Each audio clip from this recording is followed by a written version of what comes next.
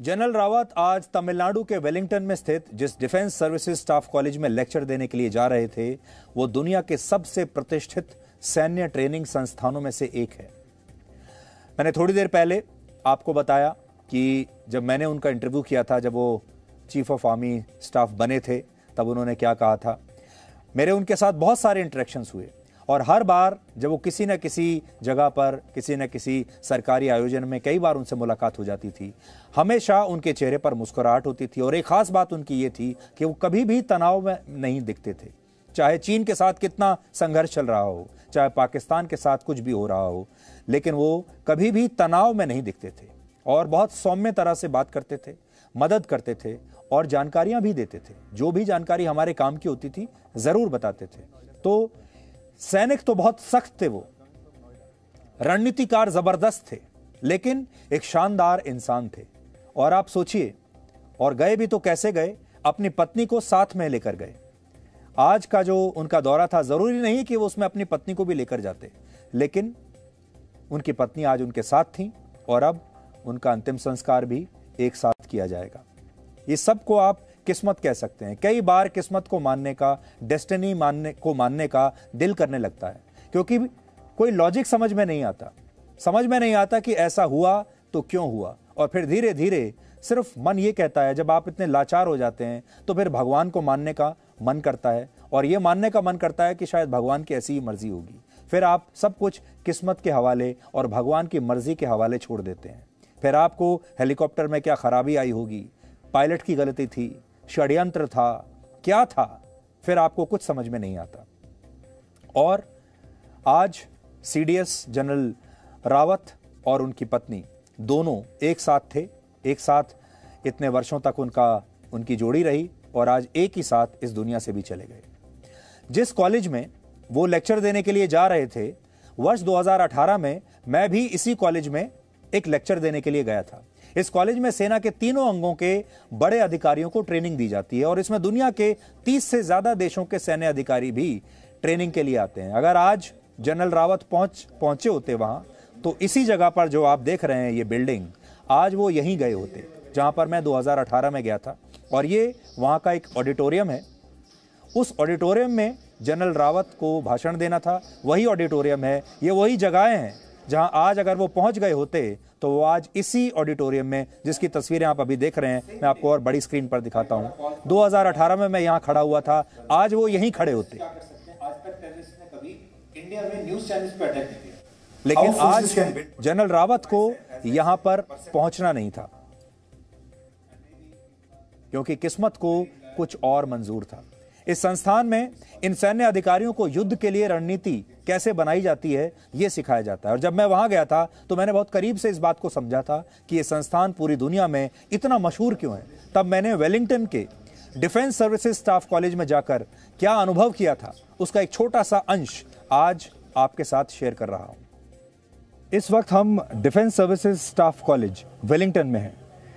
ये जगह तमिलनाडु में है और भारतीय सेना के अधिकारी यहाँ पर ट्रेनिंग के लिए आते हैं। न सिर्फ भारतीय सेना बल्कि 30 अलग अलग देशों की सेनाओं के अधिकारी यहाँ पर ट्रेनिंग पाने के लिए आते हैं। और ट्रेनिंग किस चीज़ की? ट्रेनिंग इस चीज़ की है कि युद्ध को समझदारी से, बुद्धिमानी से कैसे लड़ा जाए। युद्ध कला सीखने के लिए दुनिया भर के बड़े बड़े अफसर यहाँ पर आते हैं। और भारतीय सेना के जो तीनों अंग हैं, यानी नेवी, एयरफोर्स और आर्मी, वहाँ के अधिकारी यहाँ पर रहते हैं। 1 साल तक बुद्धिमानी से युद्ध लड़ने की इस कला को वो सीखते हैं। और मैं आपको दिखाना चाहता हूँ, इस कॉलेज का जो चिन्ह है वो आउल है, जिसे हिंदी में उल्लू भी कहते हैं। ग्रीक माइथोलॉजी में आउल को बर्ड ऑफ विजडम कहा जाता है और शायद इसीलिए इस आउल को इन्होंने अपना प्रतीक बनाया है, ताकि बुद्धिमानी से युद्ध कैसे लड़ना है उसकी कला यहां लोगों को सिखाई जा सके। तो ये जो वेलिंगटन कॉलेज है, ये जो संस्थान है, इससे सिर्फ 5 मिनट की दूरी पर आज उनका हेलीकॉप्टर क्रैश हो गया। अगर वो 5 मिनट वो हेलीकॉप्टर और उड़ता रहता तो वो आज इस जगह पर पहुंच जाते और शायद हमारे बीच होते। बहुत कम लोग जानते हैं कि वर्ष 2015 में भी जनरल बिपिन रावत इसी तरह की एक दुर्घटना का शिकार हुए थे। उस समय वो नागालैंड में पोस्टेड थे और उनका हेलीकॉप्टर एक ऑपरेशन के दौरान क्रैश हो गया था। और उस समय जो हेलीकॉप्टर का मेक था वो था चीता। उस समय वो एक चीता हेलीकॉप्टर में थे और ये भी काफी आधुनिक माना जाता है। इस हादसे के बाद काफी लोगों को लगा कि जनरल रावत इसमें सुरक्षित नहीं बचेंगे, लेकिन रेस्क्यू ऑपरेशन के बाद यह खबर आई कि वो इस हादसे में बाल बाल जीवित बच गए। आज जब ये खबर आई थी कि ये हेलीकॉप्टर क्रैश हो गया है और कुछ ज्यादा पता नहीं चल पा रहा था, तो आज हम सबको ये उम्मीद थी कि जैसे 2015 में वो उस हेलीकॉप्टर क्रैश से सुरक्षित बाहर निकल आए थे, आज भी कोई चमत्कार ऐसा हो जाए कि जनरल रावत आज भी अपने कपड़े झाड़ते हुए इस क्रैश से, इस मलबे से बाहर निकलेंगे और कहेंगे कि मैं बिल्कुल ठीक हूं। इस हादसे की वजह से, इस हादसे की जो वजह है वो तो अभी तक साफ नहीं हो पाई। क्यों ये हादसा हुआ ये समझ में नहीं आ रहा है, लेकिन आपने देखा होगा जी न्यूज में हम हमेशा अपने सैनिकों की और भारतीय सेना की हमेशा तारीफ करते हैं और उनकी मंशा में कोई कमी भी नहीं है। लेकिन इस बार भारतीय वायुसेना को अपना इंट्रोस्पेक्शन तो करना ही पड़ेगा। आत्मविश्लेषण आपको करना पड़ेगा और यह देखना पड़ेगा कि इस तरह के क्रैश आप कैसे अफोर्ड कर सकते हैं, ऐसे क्रैशेस को कैसे बर्दाश्त किया जा सकता है। जब हमारा सबसे बड़ा जनरल एक हेलीकॉप्टर में सवार हो, उस हेलीकॉप्टर को क्रैश कैसे किया जा सकता है। लेकिन कुछ रिपोर्ट्स में इस क्रैश के लिए खराब मौसम को वजह बताया गया है, लेकिन हमारा मन इसलिए नहीं मानता क्योंकि जब ये हेलीकॉप्टर खरीदे थे, इनके मैनुअल में तो यह लिखा है कि ये खराब से खराब मौसम में भी उड़ते हैं। जब भी कोई वीवीआईपी हेलीकॉप्टर उड़ान भरता है, उस समय हेलीकॉप्टर को उड़ाने के नियम काफी अलग होते हैं और इस मामले में भी ऐसा हो सकता है। इसलिए सेना की कोर्ट ऑफ इंक्वायरी में आने वाले समय में इस हादसे की सही वजह पता चलेगी। वायुसेना ने इस मामले की जांच के आदेश अभी दे दिए हैं और हमें इंतजार रहेगा। आज एक और तस्वीर आपको दिखाना चाहते हैं। भारत के लिए दुख का दिन है और यह दिन भारत के इतिहास के पन्नों में एक काला अध्याय बनकर हमेशा के लिए दर्ज हो गया है। इसलिए आज हम आपको आज का इतिहास नहीं दिखा रहे, बल्कि आज देश के सर्वोच्च सेनापति को याद करने का दिन है। लेकिन उससे पहले एक छोटी सी आपको एक वीडियो दिखाते हैं। हम अपने देश में अपने फाइटर जेट्स को सड़कों पर उतार रहे हैं। आपने वो तस्वीरें देखी होंगी।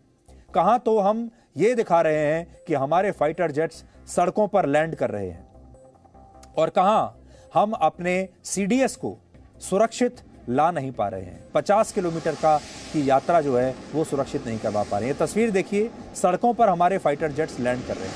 फिर ये क्रैश कैसे हो जाते हैं? आज बड़ा सवाल आपके लिए ये छोड़कर जा रहे हैं। आज देश के सर्वोच्च सेनापति को याद करने का दिन है, इसलिए जाते जाते एक बार फिर से जनरल बिपिन रावत को श्रद्धांजलि और उन्होंने अपनी वर्दी को लेकर जो बात कही, उसी की यादों के साथ आपको आज हम छोड़कर जा रहे हैं।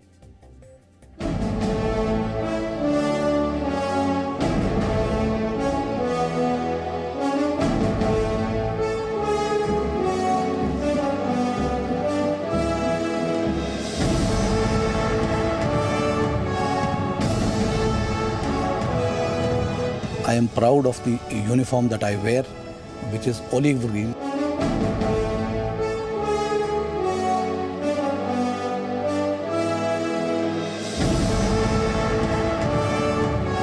हर एक जवानों से बताना चाहूँगा कि ऑलिव ग्रीन का सिर्फ एक ही रंग होता है और वो है ऑलिव ग्रीन। उसमें कोई शेड्स नहीं होते।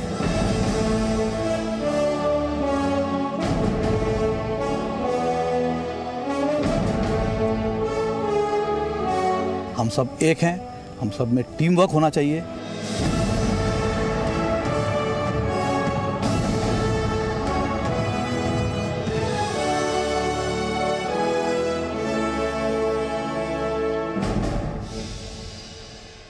Presenting B News app, available on Google Play and App Store. Download it now.